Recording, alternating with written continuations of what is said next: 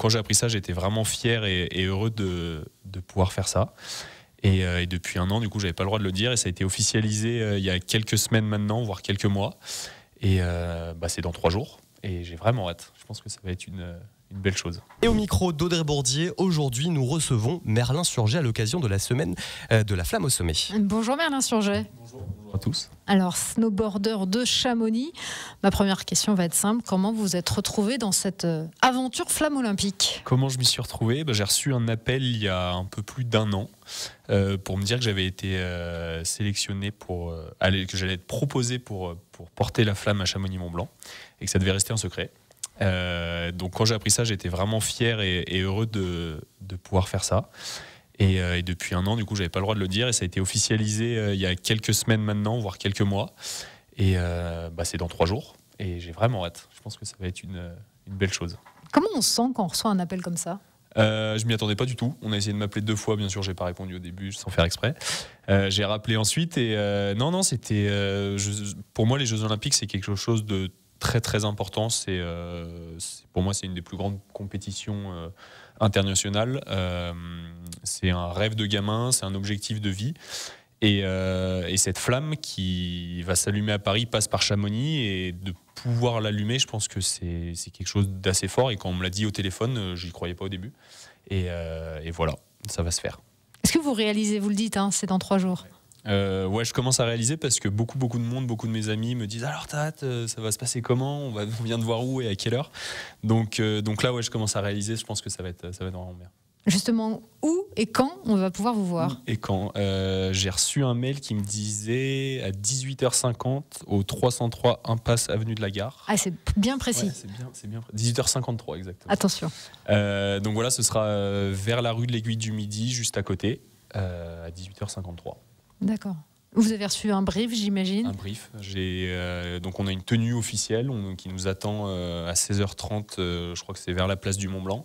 La tenue officielle pour porter la flamme. On va être 5 personnes de Chamonix et j'ai appris qu'il y avait pas mal de personnalités qui venaient aussi en plus. Donc il me semble qu'on va être une bonne soixantaine à porter la flamme à travers Chamonix. Et le chaudron va être allumé sur la place du Mont-Blanc. Donc, voilà.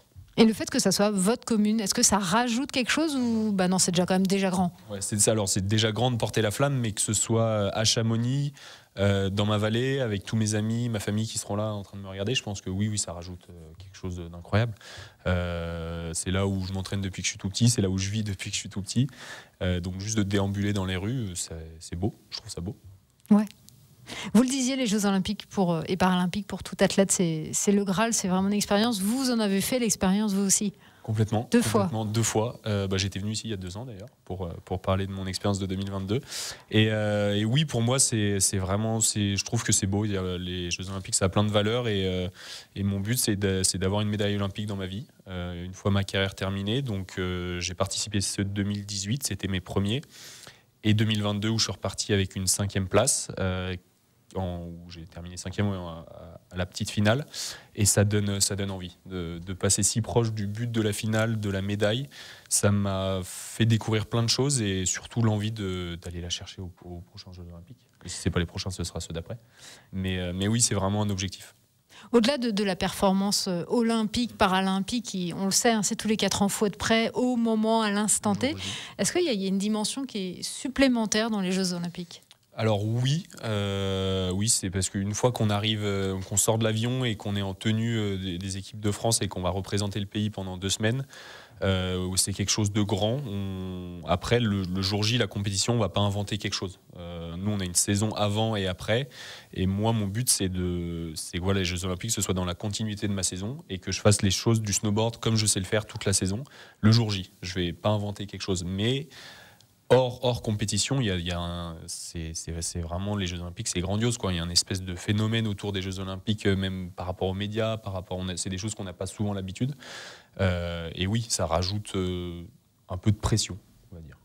Et Merlin Surget, cette flamme olympique, est-ce que pareil, elle revêt pour vous un caractère symbolique, on va dire supplémentaire ? Ouais, c'est super symbolique parce qu'elle est passée à travers toute la France. Par les mains de plusieurs célébrités que moi j'admire personnellement, des sportifs très importants à mes yeux, et de pouvoir la porter, donc c'est vraiment touchant. Et voilà, elle va allumer les Beaux Jeux de Paris en juillet 2024, donc j'ai hâte de la voir s'allumer aussi à Paris. Ouais. Et justement, pendant les 15 jours de la semaine des Olympiques et les 15 jours des Paralympiques, vous allez faire quoi? Vous allez monter à Paris voir des... Ouais, je pense que ça va être le but. Je vais monter, je sais pas voir quoi comme épreuve, j'ai pas reçu mes places encore. Mais en tant que fanat de sport, je pense que je peux pas louper cet événement. Donc là, je suis en train de regarder avec un ami pour monter, voir le plus de choses possible, parce que c'est quand même un événement sportif unique, c'est en France. Donc ouais, moi j'ai quand même bien envie d'aller voir beaucoup de choses. Vous êtes du genre à rester devant votre télé tous les après-midi? Ouais. Non, alors, pas devant ma télé. Devant du sport, oui. Devant du sport. Mais là, en plus, on a un été pas mal chargé en sport, avec Roland Garros, le Tour de France, l'Euro, les Jeux. Il y a pas mal de choses. Et ouais, on est bien fan de sport en règle générale. Donc moi, tout ce qui peut m'inspirer, je prends et je regarde avec grand plaisir. Ouais. Donc je regarde du sport à la télé.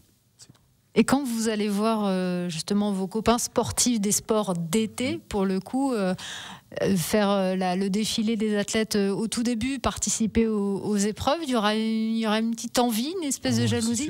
C'est sûr. Jalousie, je pense pas, parce que je l'ai déjà fait, j'ai déjà défilé pour les Jeux, mais ça donne super envie. Puis on sait ce qu'ils ressentent à ce moment-là aussi, parce qu'on l'a déjà vécu, et on l'a juste pas vécu nous à la maison, peut-être en 2030. Avec les Jeux en France, les Jeux d'hiver en France, mais oui, on voit à travers les yeux qu'ils sont excités, qu'ils ont envie d'aller chercher les médailles. Et je pense que là, l'équipe de France de Paris 2024, olympique et paralympique, elle est belle. Elle a envie d'aller chercher des médailles. Il n'y a pas un sport qui vous tente? Moi, j'aime beaucoup le VTT. Je trouve ça bien. C'est un sport qui me va bien. Après, vraiment, si je peux aller voir tous les sports et faire tous les sports et remporter des médailles dans tous les sports, je le ferai. Donc d'ici 10 ans, Merlin Surget, athlète aux Jeux Olympiques d'été pour le VTT. Merlin Surget, vous disiez, en les voyant, je sais ce qui se passe dans leur tête. Vous vous souvenez de votre première participation aux Jeux? Ouais, je m'en souviens très bien. J'avais les yeux grands ouverts comme un gamin de... Bon, après, j'étais quand même un gamin de 18 ans. Mais j'étais comme un gamin là-bas. On avait fait le défilé autour de l'anneau, là... le défilé des athlètes quand on arrive, l'ouverture des Jeux Olympiques, donc on avait fait ça, et on était derrière Martin Fourcade qui portait le drapeau en 2018, et on était derrière, et on était avec mon ami Lohan, enfin mon pote Lohan qui est mon coéquipier aussi, et on sautait de partout, on était surexcités pour ouvrir ces Jeux Olympiques. Et après on avait passé vraiment 2 semaines vraiment incroyables en Corée du Sud, avec un parcours qui était vraiment incroyable aussi, donc comme expérience c'était fou, et j'ai des souvenirs gravés plein la tête, c'était vraiment beau. Et votre sélection, vous vous en souvenez aussi? Aussi, ouais. Les sélections, elles se font toujours 2 semaines avant, donc c'est un peu ric-rac. Jusqu'au dernier moment, on est un peu stressé, est-ce qu'on va y aller ou pas, alors que oui, parce qu'on prépare les Jeux Olympiques pour ça, on se prépare 4 ans pour ça, mais les sélections officielles sortent 2 semaines avant, et pareil, à chaque fois, on se souvient d'où on est au moment où on reçoit la sélection. On prend toujours une petite photo avec mon pote Lohan, et oui, je m'en souviens très bien. Merlin Surget, snowboarder de Chamonix. On fait une petite pause et puis on revient juste après. Il sera porteur de la flamme ce dimanche à Chamonix. Le snowboarder professionnel Merlin Surget est avec nous. C'est la suite de l'interview avec Audrey Bourdi. Merlin Surget, un snowboarder de l'équipe de France, fait quoi en ce moment? En ce moment, il se prépare à la prochaine saison. On a eu donc la saison passée, c'est fini au mois de mars. On a eu le mois d'avril en trêve. Le temps de recharger les batteries, penser à autre chose, faire autre chose. Le mois de mai, des tests de planche de matériel pour la saison prochaine. Et là, c'est la préparation physique. Une des périodes les plus importantes pour préparer le foncier pour la saison prochaine, préparer le physique, la tactique, le mental, un peu tout. Jusqu'au mois de septembre, où on retourne en Amérique du Sud pour s'entraîner. Ça se fait chacun de son côté avec son programme, ou vous vous retrouvez déjà? On se retrouve déjà, on est du côté d'Albertville. Il y a le gros centre de la FFS qui est là-bas, avec les skieurs, les ski cross, freestyle, un peu toutes les disciplines. Un beau centre pour s'entraîner, donc on est là-bas en groupe du lundi au jeudi. Et à peu près toutes les disciplines sont là-bas et on s'entraîne là-bas. Voilà. Et ça se passe bien pour l'instant? Ça se passe bien. Entre là-bas et Chamonix en fin de semaine, c'est une bonne période que j'aime bien, avec pas mal de vélo, de musculation, tout ça. Et ça se passe très bien. Et puis il fait moins froid que pendant la saison. Il fait moins froid. On aime bien le froid, nous. La saison justement de snowboard cross commencera en décembre à Cervinia. C'est un peu plus tard que d'autres disciplines. C'est un problème ou au contraire c'est bien? C'est vrai que c'est plus tard que d'autres disciplines. L'ouverture devait se faire aux Deux Alpes, malheureusement pas cette année, parce que on a eu les 2 dernières années, on était accueillis aux Deux Alpes pour ouvrir la Coupe du Monde et on était vraiment bien accueillis. C'est chouette de pouvoir courir en France, on n'a pas souvent l'habitude. Et malheureusement cette année ça se fait pas, donc ce sera à Cervinia. Moi j'aimerais bien commencer un peu plus tôt, mais il n'y a pas de compétition sur le calendrier sur les glaciers, parce que les autres disciplines, c'est comme Zolden en ski, c'est sur les glaciers. Nous, voilà, ce sera Cervinia, c'est comme ça, je prends. Et puis voilà, ça nous fera un peu plus de temps pour s'entraîner et être prêt le bon moment. Alors Merlin-sur-Ger, la saison dernière, vous avez terminé à la 4e place du classement général de snowboard cross, avec des résultats un peu en dents de scie. Sur quoi vous travaillez là? Alors peut-être pas en ce moment, mais sur quoi vous allez travailler? Sur le mental. C'est le mental. Ouais, c'est vraiment la pièce maîtresse qui me manque, parce qu'il y a beaucoup de choses qui sont là, qui sont prêtes. Sur les courses, tout va bien. Il y a juste, à quelques moments, le mental faiblit un peu, on va dire. On va pas se mentir. Hein. Et voilà, c'est ce qui me manque. Et je vais aller à la recherche de ça toute cette période estivale pour travailler dessus. Ça va être intéressant. Je pense que je vais apprendre plein de nouvelles choses. Et voilà. Mais une fois que j'aurai ça, je pense que j'aurai un bagage assez complet pour jouer un peu plus vers le top 3. Qui me fait vraiment envie au classement général. Et qui n'est pas si loin. Et qui n'est pas si loin. J'ai déjà fini 3e en 2021. Et voilà, maintenant, il y a des belles choses à aller chercher. Comme vous le disiez, il y avait une saison un peu en dents de scie avec vraiment des belles choses à la fin. Donc, je pense que je vais m'appuyer là-dessus pour ouvrir le bal la saison prochaine. C'est quoi? C'est un coach mental ou c'est autre chose? Ouais, ça dépend. Après, tout le monde a son point de vue là-dessus. Tout le monde a ses besoins différents. Ça peut être un psychologue du sport, une hypnotiseuse, un coach mental. Ça dépend de tout. Moi, j'ai déjà un coach mental. Je vais essayer de voir autre chose. De toute façon, je suis ouvert un peu à tout pour m'améliorer. Et je pense qu'il y a plein de choses à découvrir. Donc voilà, le travail va commencer dans pas longtemps. Et justement, l'expérience, à quel point ça aide? Est-ce qu'on se connaît mieux soi-même, peut-être? Ouais, là je commence à vraiment connaître ce dont j'ai besoin, savoir qu'est-ce qui peut marcher les jours de course, qu'est-ce qui peut pas marcher. Donc c'est important. Après, la fougue de la jeunesse, elle est quand même bien aussi de pas trop se soucier de soucier de rien d'ailleurs, de foncer tête baissée avec le talent qu'on a, c'est cool, je l'ai fait. Et moi je me pose un peu trop souvent des questions, je suis un peu incérébral. Donc voilà, c'est assez vite passé. Et donc dans les deux cas, ça peut jouer devant. En tout cas, Merlin-sur-Ger, pendant les compétitions, vous pouvez toujours compter sur votre fan club. Vous avez un vrai fan club. Ça, j'ai vraiment de la chance. Ouais, c'est mes meilleurs amis qu'on crée le fan club de la Sur-Ger Team. Voilà, où ils font des déplacements sur les courses. Ils viennent à plusieurs. C'est vraiment sympa quand ils viennent. Ils mettent l'ambiance avec les zones fan club de l'équipe de France aussi. Et cette année, ils font des événements parce qu'ils ont à cœur de venir me voir aux Jeux Olympiques de 2026. Et du coup, ils essaient à Milan. Donc ça arrive à grands pas. Et c'est leur but. Et du coup, ils font des événements pour récolter de l'argent et venir avec tout le fan club là-bas, faire le déplacement. Ça peut être beau, ça peut être chouette.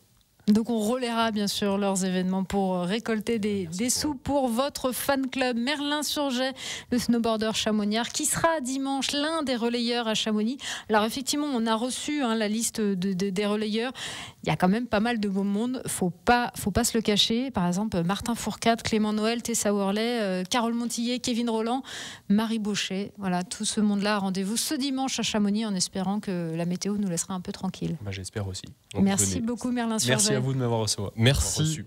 Merci beaucoup Merlin-sur-Ger. On peut juste rappeler l'heure à laquelle on peut te retrouver avec la flamme. Précis. Alors moi personnellement ce sera à 18h53 vers l'avenue de l'Aiguille du Midi. Voilà. C'est précis, soyez pas en retard. Précis. Attention.